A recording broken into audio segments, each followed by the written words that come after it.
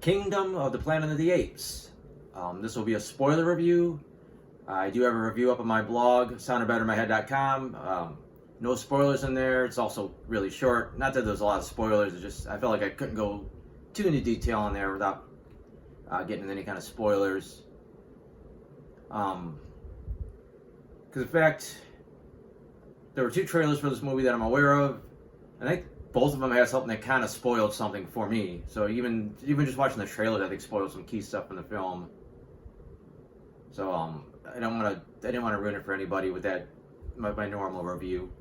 Anyways, I ended up giving this a 2.5 out of 5. It was decent.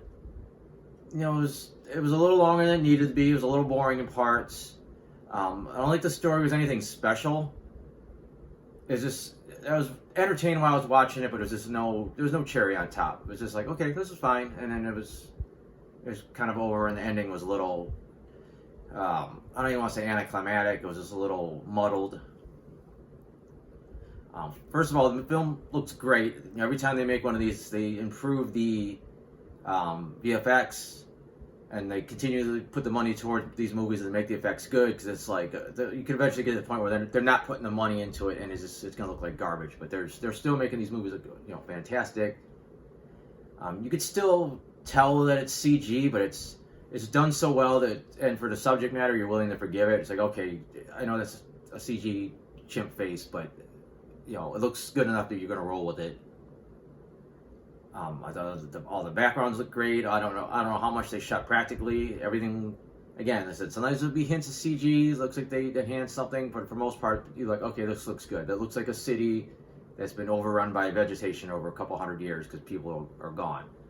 They think it works. Oddly enough, I think the only really iffy CG to me were the falcons. There's a lot of, or I think they're eagles. Yeah, they're eagles.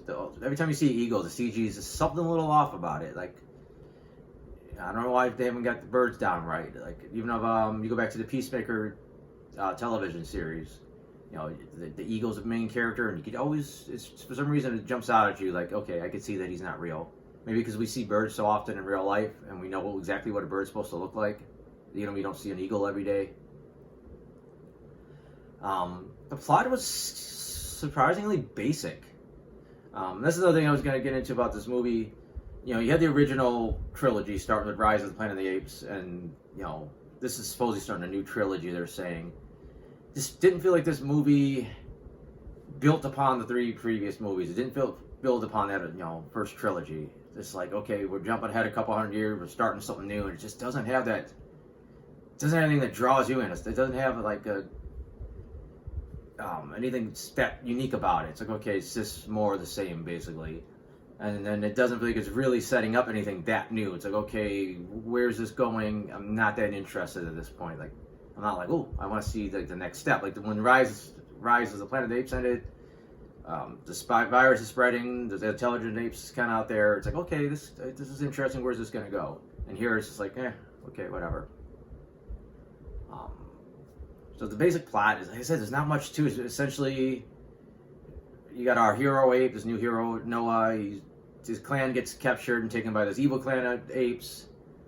He's trying to find them. He has a mini road trip. He meets this orangutan and this girl who the trailer spoiled that she could talk. I thought I would have been more blown away if I didn't know that. I'm like, oh, okay, she could actually talk. This is interesting. But it was ruined in the trailer. They go on their little road trip, and it doesn't really go anywhere. You kind of get this new ape, this chimpanzee's kind of telling Noah about, like, Caesar and all this stuff, and it's like trying to educate him, and then he just kind of gets killed off. Like, it just doesn't feel like he really got, you know, passed that knowledge on enough. He really didn't get to explain him, like, what it was like for Caesar, like what kind of mentality, you know, Caesar really had, and, like, you know, how to be more like this. You know, he just put the basic ideas in his head. And then the girl, May, just conflicted on her. I don't know what to think. At first it's like, okay, she's on the run, she's scared, fine, she's, you know, this works. And it's like, she's just keeping stuff from him. She's really just, it's weird because it's like, within 200 years, most apes have forgotten Caesar's time. And like, some sort of remember him, and they pervert it, like the new Caesar, Proxima Caesar, the bad guy. And then you got a couple people that a couple apes that actually remember how it should have been, but like none of them really remembers how things used to be.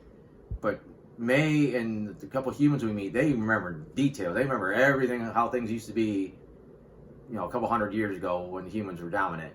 Like, it's kind of weird. It's like, okay, these guys don't know anything, and these do. I was starting to think it was gonna be another cool twist there. Like, well, maybe we're getting into time travel. Maybe something crazy is gonna happen, because time travel is a big part of the original Planet of the Apes franchise. So I really thought there was a small chance that might go somewhere cool, and ultimately that didn't pan out. Essentially her big quest is to get something to make I think it's the SETI satellite setup, which is mainly used to listen to signals from deep space, at least in our time, and somehow they just use it as a transmitter to call other humans and see if there's any else alive out there. Yeah, I don't know. Like I said, the virus in the last film mutated, where anyone that was exposed to it got dumber basically and lost the ability to speak. Doesn't explain why Mays are able to walk around no problem. I'm assuming she's maybe got a mutation that protects her, because there was survivors from the original virus that didn't die, and they were immune to that, but they just weren't immune to the advanced version of it that took away intelligence. So I don't know. It wasn't really explained. And then there's at least the people she meets looks like they're isolated and they're trying to keep themselves protected from the virus and all that stuff.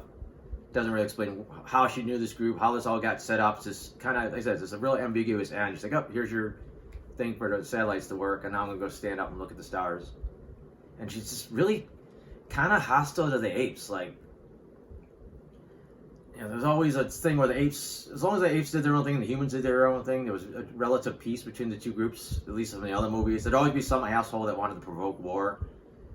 And it's like, here it seems like, okay, it seemed like that peace kind of might have balanced out a little bit again, but apparently this group seems like they're hostile. Like, okay, we want to take the world back from the apes, so just cut out your own path. Like, you don't got to take over the whole fucking planet from these apes. So I don't know. Like I said, I don't know enough about this people they met at the end. That was the big twist of the movie, whatever you want to call it, a twist. But the rest of the plot, they make it. They get taken to this kingdom of Proxima. And his only thing is he wants to get into this bunker because he knows it's got like old human tech that can make him more powerful. And this is where it gets a little vague, because he doesn't trust the humans, and he doesn't want apes to be back how they used to be, which just makes absolute sense. He's an asshole the way he does it. He captures other apes and makes them work for him. But he's when you actually see the humans are actually kind of duplicitous, you're like, he's actually kind of got a point. If you could talk him down from being such an asshole, he kind of has a point. But it's weird because it didn't really feel like he needed that thing. It doesn't feel like there was a threat. It didn't feel like if he got these tanks or whatever's in this thing, that's the end. This guy's going to win. I think you really had to establish the human colony. Is like, oh, these guys need to be protected. But it doesn't do that. It doesn't really get to that. It's just kind of like, yeah, I want to get in there and get these weapons. And they kind of half-ass stop them. And it's just get real little muddy at the end.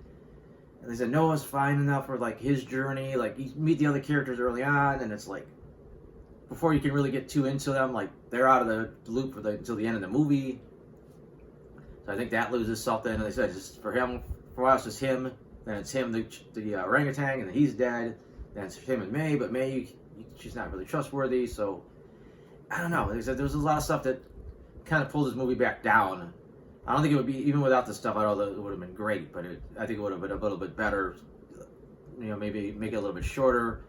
They kept doing this weird mystery thing where they'd look into this big telescope and like it was supposed to mean something. Like, I don't know what they were seeing in space that was like, it makes it more of a mystery than it should have been. It's like, are they just looking at the stars like, oh wow, there's a whole universe out there? Or is it just like, oh, there's something out there that's like a big deal? But no one really talks about it. Like, May's not like, hey, by the way, I saw with the telescope there's something out there. And then you got William H. Macy's character's kind of a weird addition. Like, he's just, I don't know, he just kind of shows up and he's just kind of like there and supposed to be like a semi-antagonist, but it's like he doesn't add that much to it. So like, I don't know what they could do with him better. I think almost would have been better if he would have been part of her group and he got captured, he betrayed her. So there was that, like, there would have been that line through a line, but it's not there. They don't even know each other. And then the thing with the eagles, it was fine. There actually is a tribe of humans now that take eagles and they train them and they use them to hunt. So that's interesting that these apes learn how to do it as well.